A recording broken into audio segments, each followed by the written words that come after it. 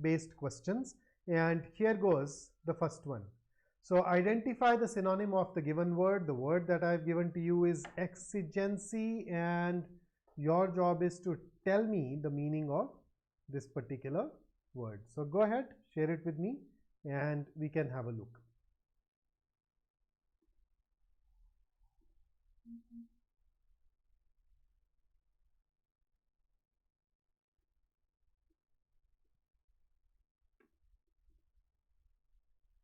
So I know one of the problems is that you and I are not exactly working in real time. There is a lag of 10-15 seconds, but the moment I get 2-3 answers, I will start. Okay, so I have received 2 answers. I've received A, I've received C. It is a slightly tricky question, so let us start off by looking at the meanings of these different words. So exigency. Now exigency comes from a Latin word which essentially means urgency, right? So it has exigentia, which is urgency, and then if you look at the verb form in Latin, exigere, it means to demand or to require. So basically, exigency is an emergency situation. The situation is urgent and it demands immediate action. So exigency, something that is necessary in a particular situation that requires or demands immediate aid, immediate action. So out of these, which one should we choose? Requirement, not that great. Would it be scarcity? Scarcity basically means shortage. It means in short supply. Can it be abundance? Abundance means something that is available in great quantity. And then you have convenience. Convenience is anything that makes a situation easy for you by reducing the amount of work or by reducing the time of work, all those things. So actually, if I look at it, none of these 4 can be termed a synonym, but if we use the process of elimination, I'd say that A comes the closest, right? Although I would like to add something like an urgent requirement to it, that will probably bring it closer still, but the best answer choice is going to be option A if we are looking for a synonym. And that's the beauty of it. Synonyms are words with similar meaning. There are times, but then there are times when you look at the answer choices and you're forced to be logical about it. So B, C and D can be eliminated over A, although in isolation I think I'd probably eliminate that too, but this happens to be the closest one. So with that, let's move over to our next question. Here it is on your screen. There you go. So answer is A. Here is your question number 2. So identify the synonym of the given word, and the word that is given to you is onerous. So onerous, what should that mean? Singularity, burdensome, joyous, sentimental, what? And when you share the answer with me, do write the question number as well, okay? Otherwise, there are times when, because these questions don't take much time, I end up getting confused with which question you'd answered. I end up discussing answers which were not even for that question. Okay, so I'm getting a lot of B's, lot of B's here.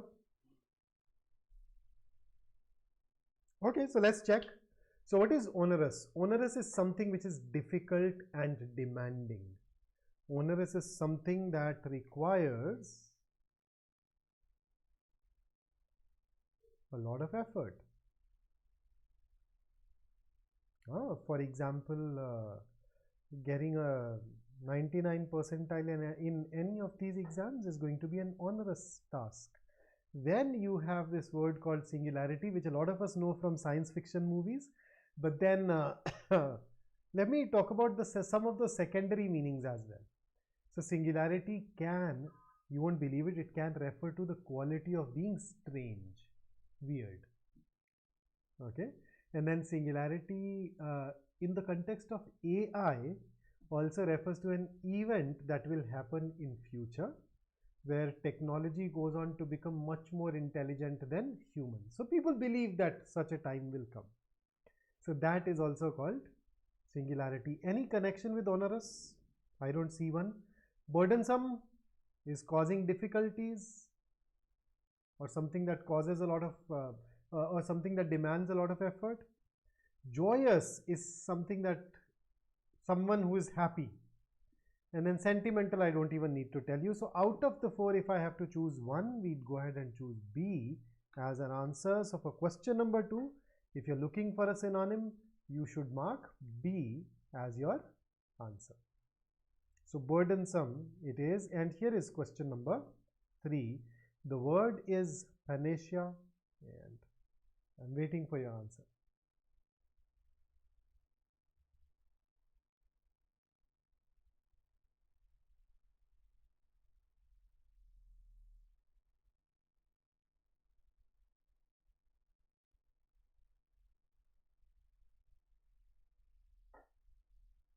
Okay, Akanksha, I see that. All right, so let's check. So panacea actually happens to have a root involved. It's called pan. You can call it a prefix for that matter. Pan means all. So if a brand has pan-Indian presence, it is present in all of the country. So similarly, when you say panacea, panacea is basically a cure-all, or a cure for everything. So will a cure for everything be a curse? Mind you, we're looking for a synonym. Nope. Across a continent, no relation at all. A universal remedy, yup. A pervading ailment basically means an illness. So panacea is not an illness, it is a cure. So D is also ruled out. And that is why the best answer choice for us is option C.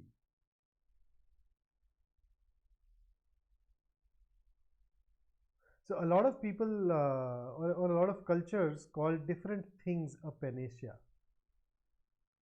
So I remember there are quite a few friends of mine, for them alcohol was a problem to, was a solution to all problems.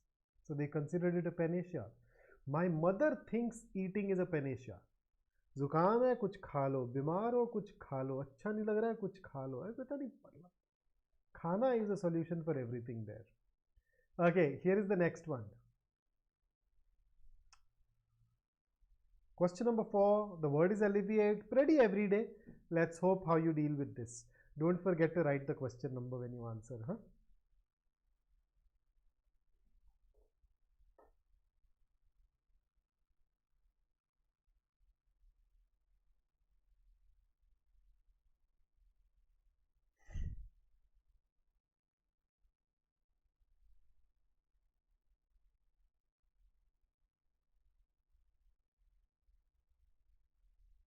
Okay, so if something alleviates your pain, then it means that it reduces your pain.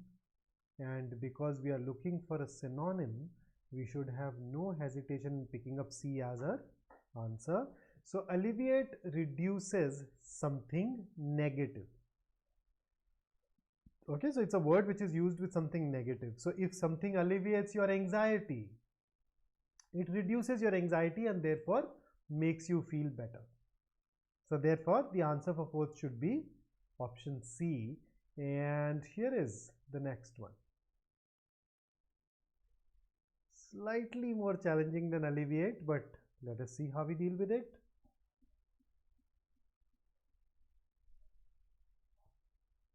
Capricious.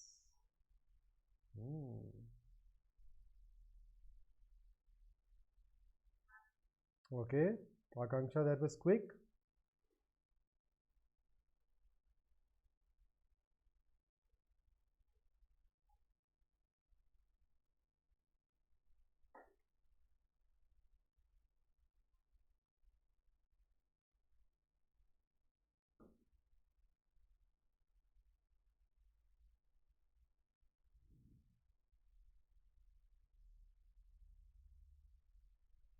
So here is the meaning of capricious for you. So if there is a person who is capricious, he has these mood swings, right? Where his mood changes without any rhyme or reason. And it is sudden, it is unexpected. I think another synonym that I can give you is this word called mercurial.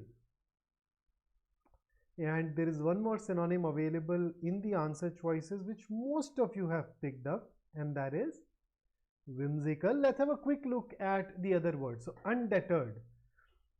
If you are undeterred, it means that you continue to do something despite difficulties. You continue to remain enthusiastic about doing it despite the situation being bad. Then unnerving. To unnerve somebody is to make someone feel less confident and slightly frightened. So any experience which is unnerving is supposed to frighten you along with reducing your level of confidence. Whimsical, you know, is the answer, so you already know the meaning. And then whine. If you whine, especially as a child, it means that you complain repeatedly. You express your unhappiness, your disappointment repeatedly. So I do we still need to go there? I don't want to go there. That kind of a behavior that you typically see from a lot of kids. That's called whining.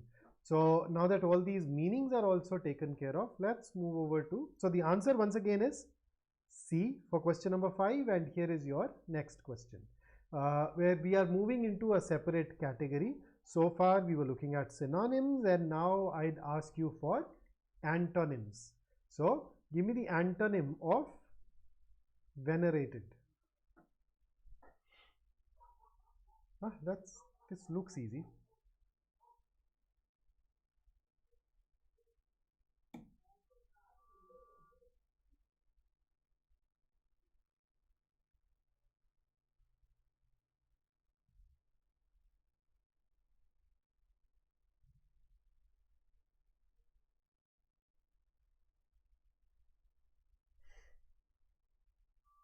Okay, so venerated basically means respected. Okay, so this is the synonym, but we are not looking for synonyms, so you can rule it out. So venerated is a higher degree of respect, so it's just a difference of degrees there. Glorified, in the same ballpark. Neglected can be an antonym, but then reviled goes further into being opposite. See, what is reviled? Reviled, when you revile something, you deeply dislike it, you hate it. Neglect simply means to ignore it, even though you were supposed to pay attention.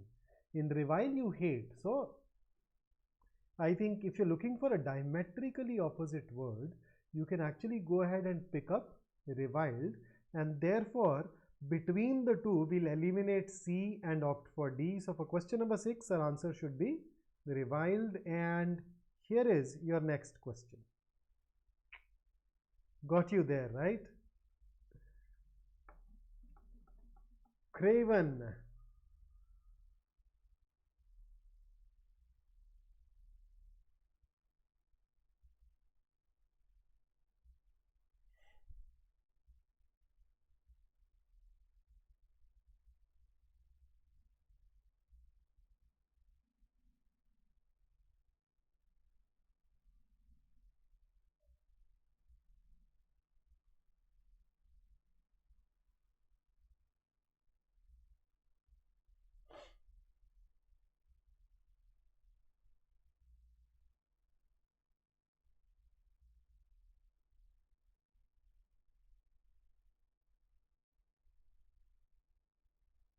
Oh, meaning of revile, to criticize someone strongly, to show your deep dislike towards something or someone, to say unpleasant things. Okay, so that's closer to being the dictionary definition, but let's get into this. So craven basically is a synonym of coward. So there you go. It's again a higher degree of cowardliness. So somebody is very cowardly, okay? Somebody who is not at all brave is called craven. So since coward is a synonym, let's rule it out. Honest has got nothing to do with the coward, I'd reckon.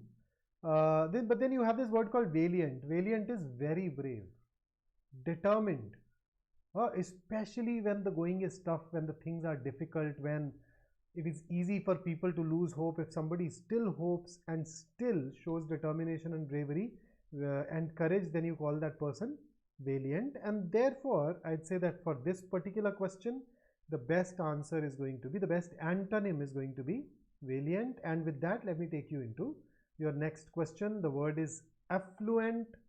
Go ahead and share your answer. We are looking for antonyms.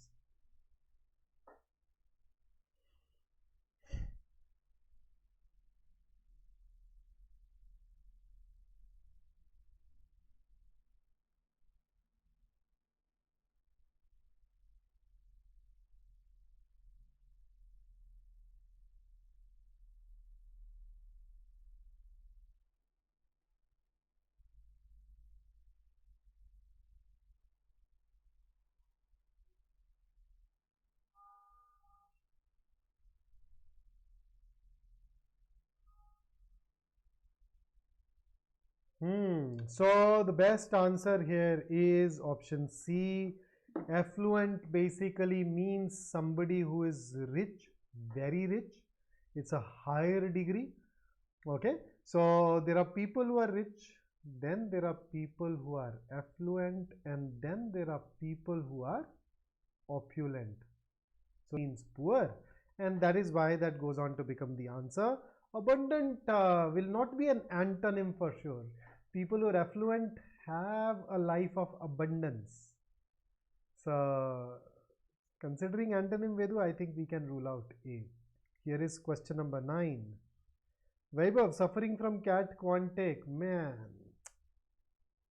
we are people who have gone through multiple heartaches. Quantake is a tiny thing compared to that. Okay, so the word is exacerbate, and you are looking for an antonym. I can tell you, you've already met one antonym of exacerbate. Remember a few questions ago where we met this word, alleviate?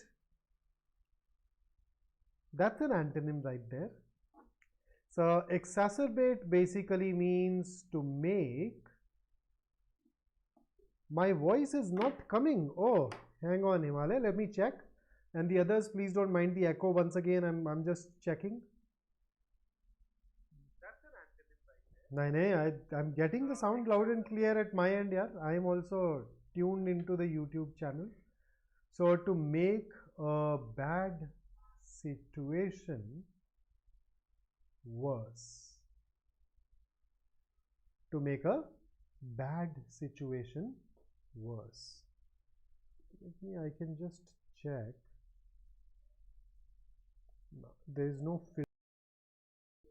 Okay, there is no filter that is on, and we are not even muffling it either.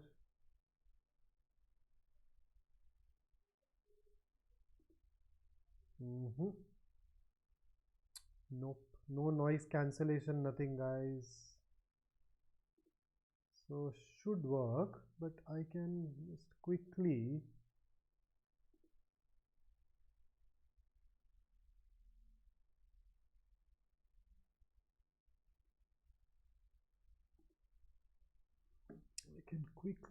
check why I can just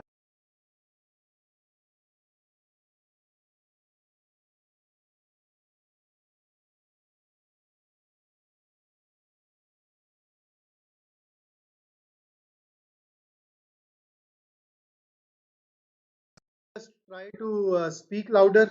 That's all that I can do at the moment, it seems. So let us hope that that works. Okay.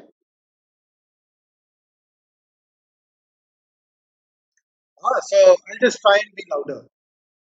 Let's hope that it works. Better? Okay, so exacerbate is to make a bad situation worse. So let us say that you happen to have some pain and now my video is stuck. Come on, what's wrong?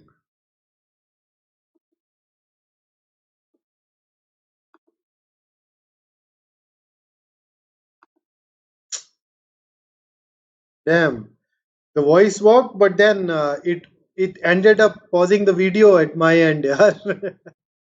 I don't know what's happening with this particular session today. Let me just try and see if I can work with it briefly, huh? Give me one extra second, guys. I'm here with you, but then I think I need to reboot my video and reset it all. It's good for, these kind of things. They at least make the sessions a little more memorable for me.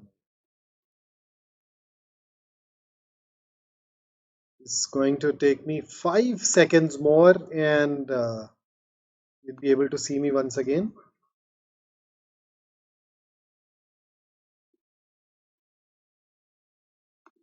There you go. Okay, so that fixed the audio, but it messed up, I think, the video a bit. It's all right. It is what it is. There are days, and okay, okay, and hopefully now the audio should also be all right. So let's see. Now that I've rebooted it, I think that has also helped me in increasing the volume a tad bit. Okay, so if I already have some pain in my shoulders and I try to lift something, it might make that pain worse. So I'd say that movement exacerbates the pain, increases the pain. So aggravate is going to be a synonym, but mitigate means to make it better. So that's going to be the antonym, and that is why our answer to question number 9 should be mitigate. And then there were some messages that I made: mitigate, assuage, curtail, Ritik. All of these are synonyms. Are there differences? Yes. By definition, synonym is a word with similar meanings. But then I think if we start getting into those nitty gritties, it'll basically be pretty challenging. Huh? Okay, question number 10. The word is succulent, and mind you, you're looking for the antonym. Those of you, I'll give you a hint. Those of you who are interested in gardening will probably find it useful. Will find it easy.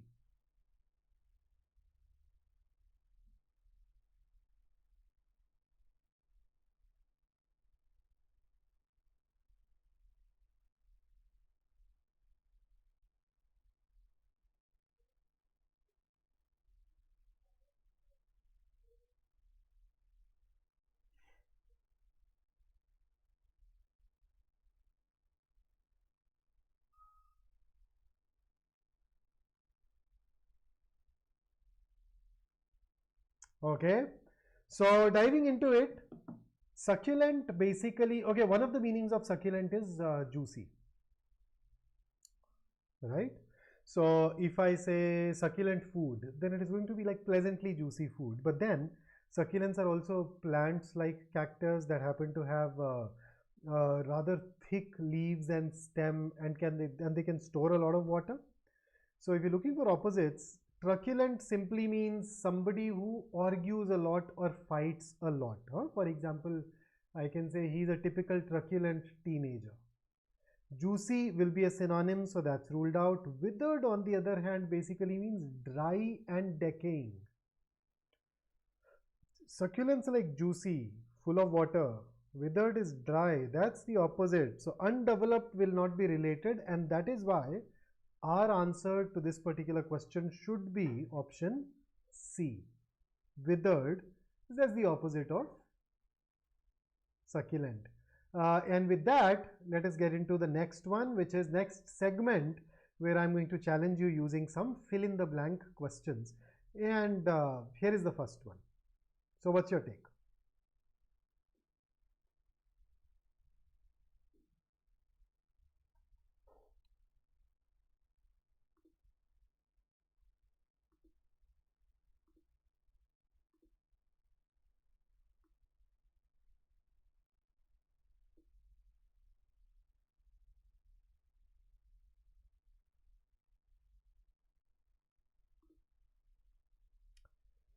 So in fill in the blank questions, the first thing that we do is that we read the entire sentence, trying to get a sense of what the author wants to communicate.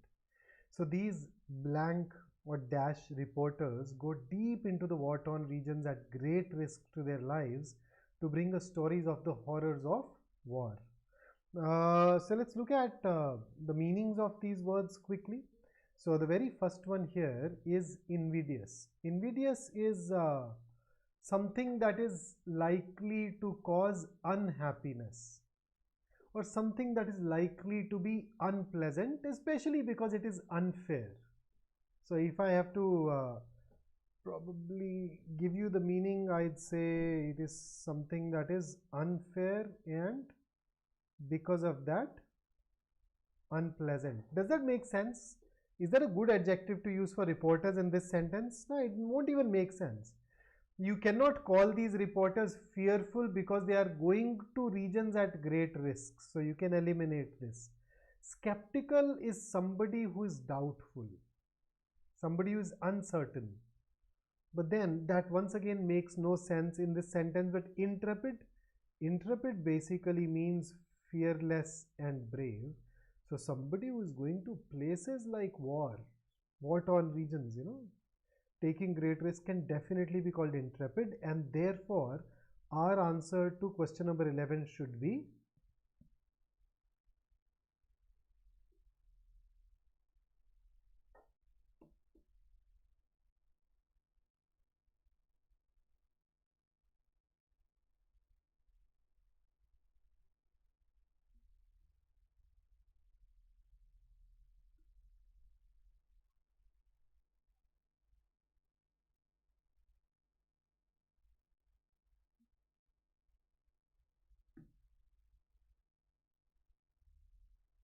okay. So this year has been a disaster for the government with an dash round of unnecessary spending that sent inflation through the roof and led to a destructive rise in interest rates.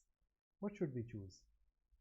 With an exorbitant round of unnecessary spending, well, that can work. Ornate basically means something that is decorated. So I think I'm already thinking that we can rule out ornate for sure. Then you have oblivious. Oblivious means not paying attention to something. Okay, so if you are oblivious to the challenges around you, it means that you are ignorant of those challenges around you. You are not very sure of those challenges around you. Then we have this word called exiguous. Exiguous basically means paltry, insignificant, right? Very small in size or amount. So I still remember quite a few years ago when I moved towns, I was teaching at colleges, and the college at the new town, I applied to it for the position of a guest faculty, and they offered me an exiguous rate of pay. So exiguous rate of pay will be rate of pay which was very small in amount. So there you go. So I think exiguous can also be ruled out. Oblivious, around cannot be oblivious, only people can be oblivious. So B, C and D are ruled out. The best answer choice turns out to be A, and that is something that most of you have actually gone on to choose. So that's the correct answer. Here is the next question for you now. So that's question number 13. Oh, Vaibhav, I have not done my MBA. I have done my master's in psychology. I have science background prior to that, and then I have taught at colleges. So Delhi University is one of those places where I have taught at. And then of course I have been part of the coaching landscape for this is my 23rd year of teaching now, so long time then.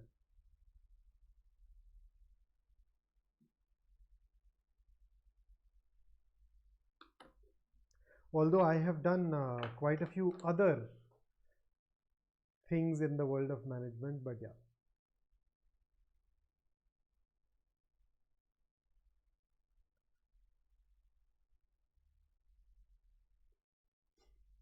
I think the first word that we need to look at here is the word in the sentence itself, unequivocal. Unequivocal is expressed in a very clear way. When you equivocate, you do not state anything with clarity. But if you say the Prime Minister was unequivocal, it is absolutely clear in maintaining that we cannot be dash in actions that dash international law and our own sense of decency. So let's check. So let's go blank by blank. We cannot be condescending in actions that do something to international law. Condescending means to look down upon something. So even grammatically, condescending is not going to work here. So we can rule out condescending. We cannot be complicit in actions. Complicit basically means involved in some action that is wrong. Okay, or to know about a crime and yet stay silent. So basically to do something that is wrong. So complicit can go. Can we use implicit?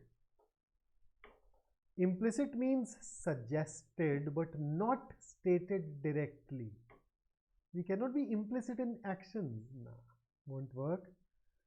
We cannot be condone in action. See, it is grammatically incorrect. Condone is not supposed to be followed by in.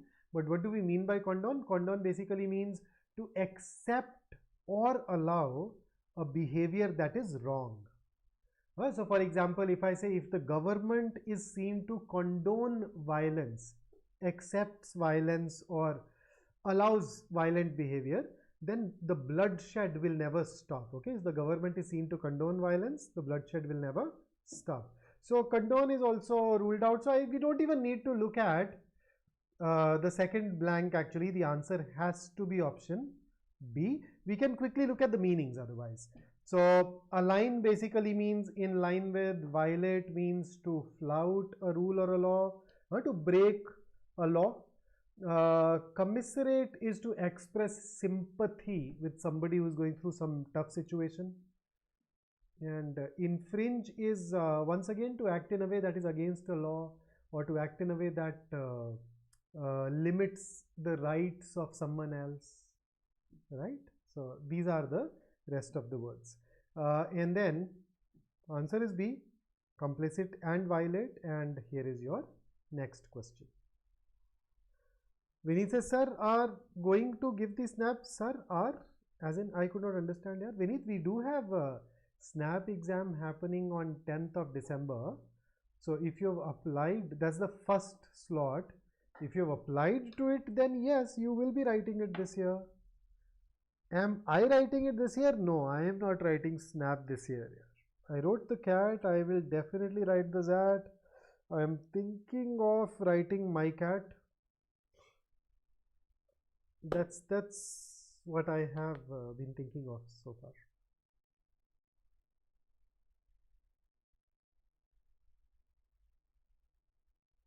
Okay, I think two of these options are synonyms, so I can straight away rule those out. Because if one goes, the other will also go. Wisdom and sagacity are both synonyms. I haven't even looked at the sentence. I can eliminate it, because if you choose sagacity, how would you eliminate wisdom then?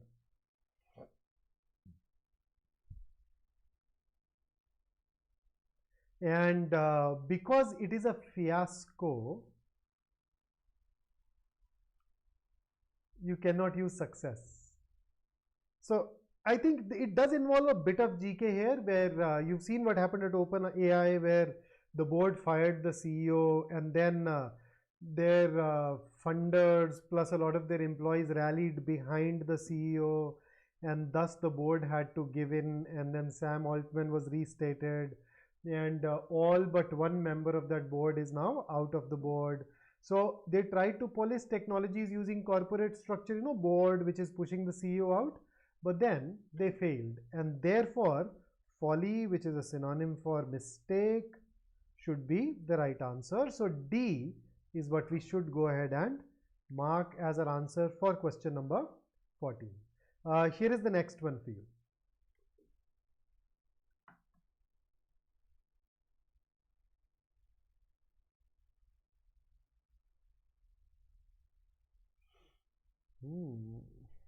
Do we even have that as a word? Let me check. I'm looking at one of these and I'm like, is this even a word?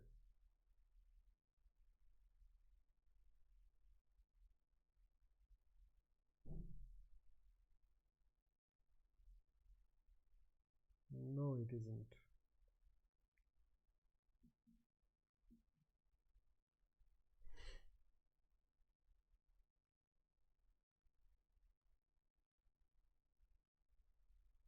So any word whose meaning is not clear to you, anything that you want me to chime in with that can make your life easy here?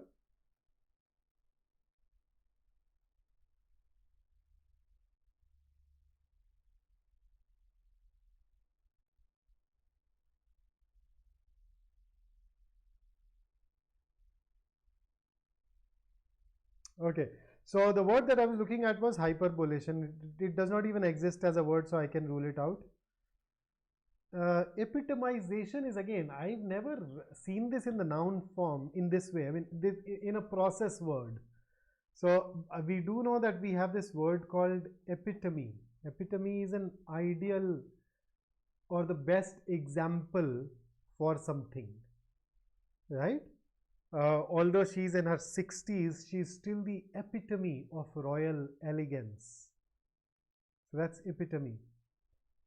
Emerging technologies and epitomization. So even that won't work. So I think B and D are definitely out. Euphemism is to use a positive word or a less harsh, less offending, more politically correct word instead of a word which is harsh or impolite. So for example, I can use the word pornography. I can use the word adult entertainment. So you notice both of these are talking about the same thing, but adult entertainment is a euphemism for pornography. So emerging technologies, a euphemism for capabilities that rely on a combination of cyber tech, AI, unmanned systems, advanced computing. Yeah, this works.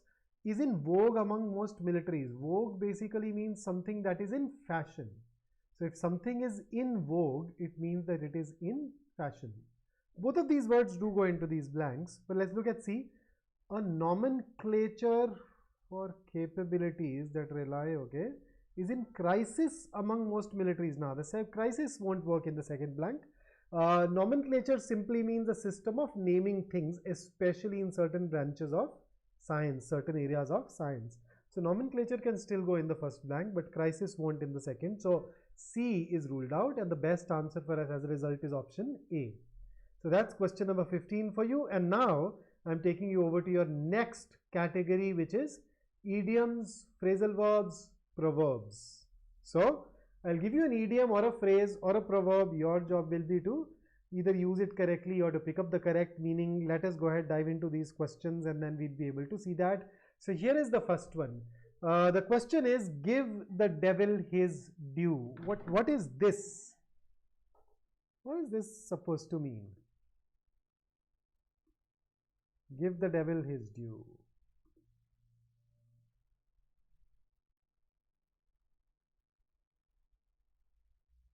Ankit, look at this. Is in crisis in militaries. Would that even make sense? What meaning does it really give you? Is in crisis among, I mean, militaries can face a crisis, but how can an idea be in crisis among a group of entities? Crisis is a situation. People can face a crisis. Okay, so to talk about the meaning here, first up, so you use give the devil his due when you want to. So let's say there is a person that you do not like, right? But yet you admire some good qualities in that person. So that is when you say this. Okay, give the devil his due. So it is said when you admit that someone you do not like or admire does have some good qualities. So say, I don't like the man, but give the devil his due. He works incredibly hard. Right. So the best answer as a result here is going to be option C.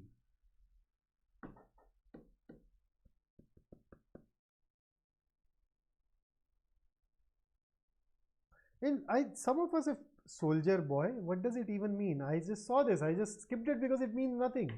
Pay a bad money, a bride to avoid trouble. भाई पता नहीं कैसे interpret किया तुमने उसको, मैं तो interpret भी नहीं कर पाया था. So C it is, and here is the next one. Never look a gift horse in the mouth.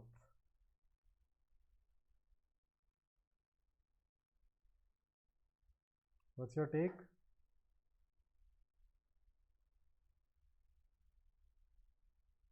This should be easy, or so I hope. So there are times when you want to offer a piece of advice to someone, where you want that person not to refuse a gift, not to refuse something good that is being offered. So that is when you go ahead and say, I think you should just accept this position. You shouldn't really look a gift horse in the mouth. You shouldn't really wonder about why you are being offered this position and why now and all of that. So what comes closest to this idiom here is what is given to you in B, and therefore for question number 17 I'll go ahead and choose B. I saw this message. Sorry Shiva, I missed out on your message here. I missed out on replying to this earlier. How to improve vocabulary? I have taken a vocabulary strategy session on our YouTube channel earlier. You can go ahead and revisit it.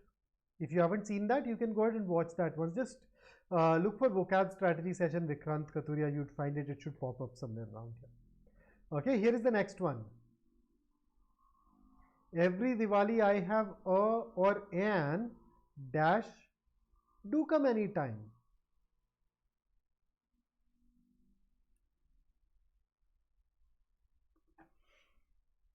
Should be easy, I guess.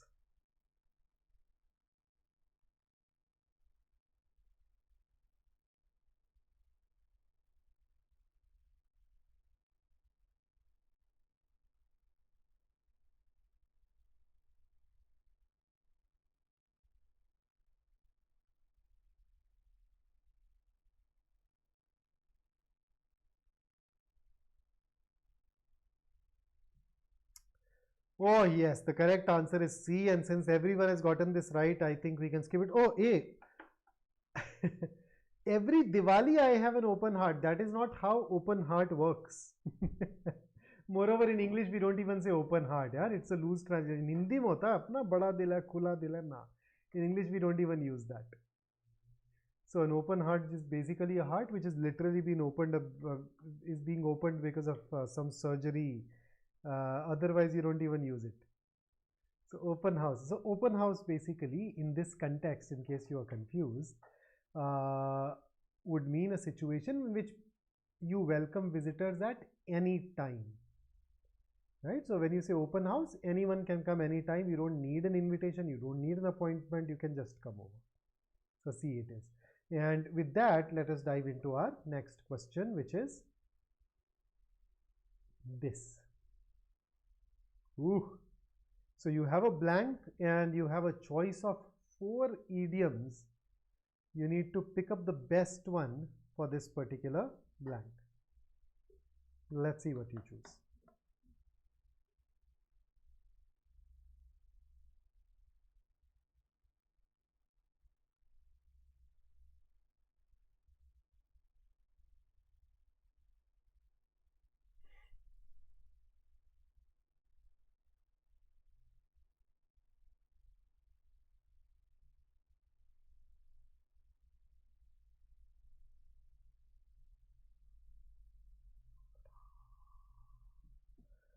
Yup, the correct answer is absolutely right here. The correct answer is indeed option C. Let's have a quick look at each one of these idioms. So the first one is created a hornet's nest. So to create a hornet's nest basically means to create a very difficult and unpleasant situation, especially a situation where a lot of people are very angry and upset and are complaining. Then the next one is made a hash.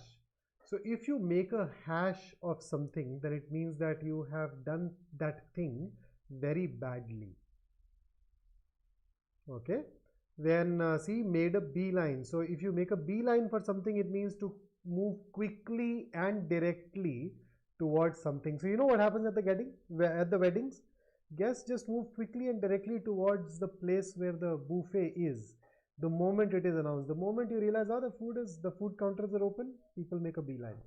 Then made a clean breast. Okay, if you make a clean breast of something, then it means that you tell the truth about that something. So for example, Ravi made a clean breast of it and admitted that he had stolen the money.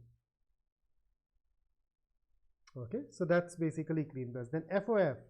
Why vocab questions look so easy in test, but after seeing the answer key, it's all, hey, FOF, that's how life is, yaar. Can't help it. And I'm sure it does not happen always anyway. The correct answer was C. And here is the next one. The news about the new law has. What's your take?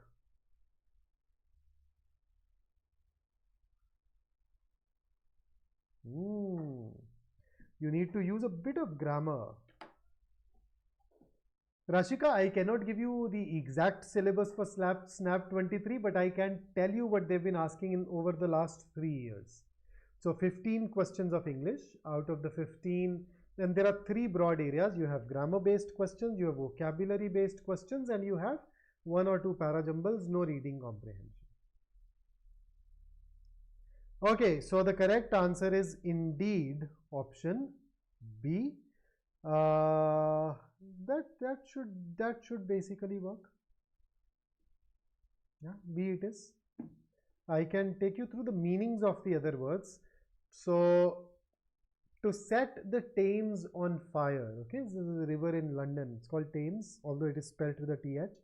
So set Thames on fire basically means to cause a lot of excitement, to lead to a lot of strong feelings.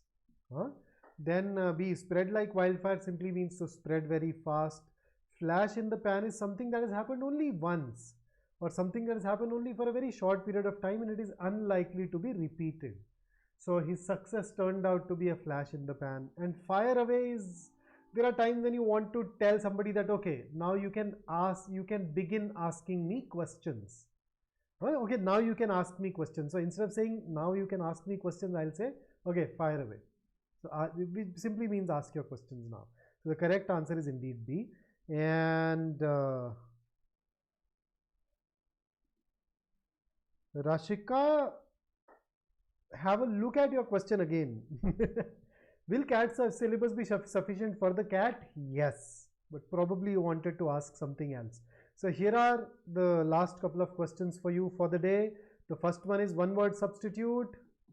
So, a place where government records are kept. What is that called? Vaibhav, CMAT is highly unlikely to be cancelled because this is the exam that government floated to replace all the other exams. So CMAT, very unlikely, very unlikely that it will be cancelled. TISNET definitely came as a surprise. In fact, I know some people, they are not a majority, but yeah, there are some people who just sit for TISNET because I mean, that's the only college that they are targeting, right? So yeah, that, and to give that info so late, that definitely came as a shock. And yes, the right answer to this question is indeed option D. It is archive. What is a reservoir? What's a reservoir? What does the option C mean? Reservoir, a place for storing liquid, especially a natural or an artificial lake that provides water to a city is called a reservoir. Rashika, not really. You definitely need to work on grammar and vocabulary apart from whatever you've done for the CAT. So grammar and vocabulary, need to go ahead and give extra focus onto those. Okay, and here is your next question. A person who abstains from alcoholic drinks. Okay, so basically abstains is stays away.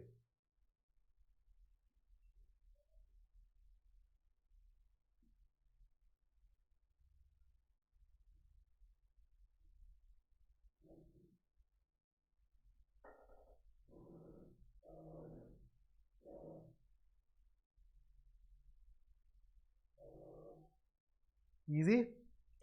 Okay, a dipsomaniac is somebody who drinks a lot. No, he drinks, in fact, he drinks compulsively. So, dipsomania is a strong need to drink alcohol. So, you know what mania is: somebody who loves books. Then you have an obscurant. An obscurant is a person who obscures, right? He he will in fact prevent you from moving towards right answers, right information.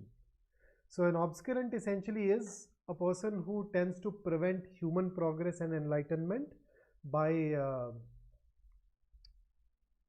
obscuring the knowledge that is needed to move. But teetotaler is the answer, yes. So for question number 22, it should be D. So somebody who does not drink at all is known as a teetotaler. And with that, let me take you over to the last segment for the day, which is spelling based questions. So here is the first one for you. So there are 4 words here. One of these 4 words is spelt incorrectly. Can you identify that word? Which one of these is spelt incorrectly?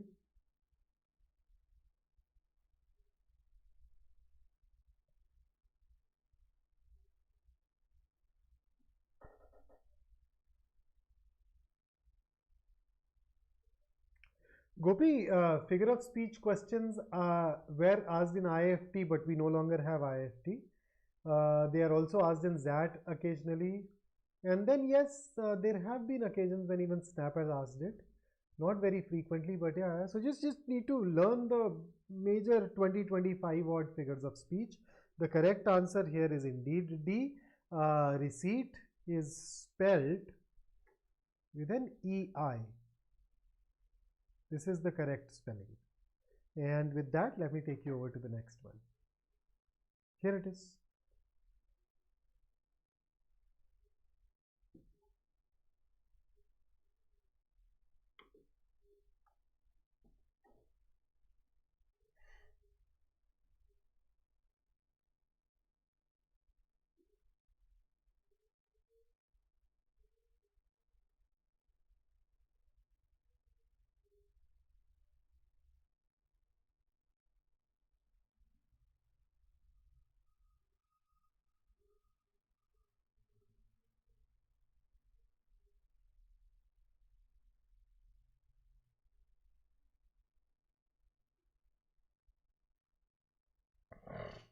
Okay, so the correct answer here is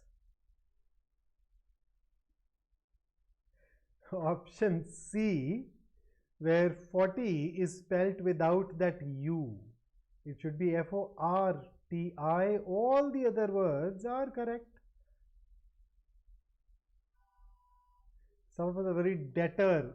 So it is number 1, debtor. The B is silent here, and that's spelt absolutely correctly. Debtor is a person who has taken the debt, a person who owes the money to someone else. Okay, next one. What's your take on this one right here?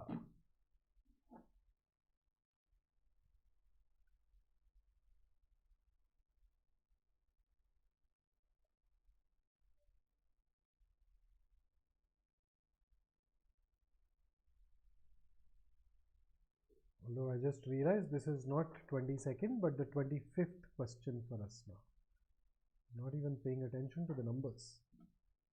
तो सोचो actual exam पूछता है 15, मैं पूछ रहा हूँ 25.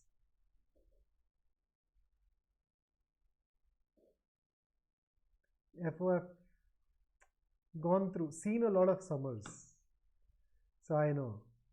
Yup, the correct answer is indeed B, committee. It requires double M, double T, double E. So this gave you only one T and therefore it is incorrect. Currant is the correct spelling. So basically a dried black raisin. that is often used in cakes, etc. is correct. So when you say remember blackcurrant ice cream, this is exactly what you put there. So this is correct. You do have one such word. So that's where we stopped after